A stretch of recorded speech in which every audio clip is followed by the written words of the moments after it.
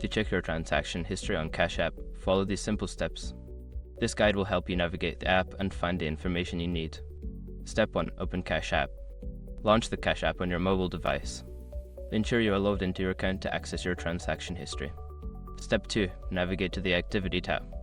Look for the Activity tab, usually represented by a clock icon at the bottom of the screen. Tap on it to view your recent transactions.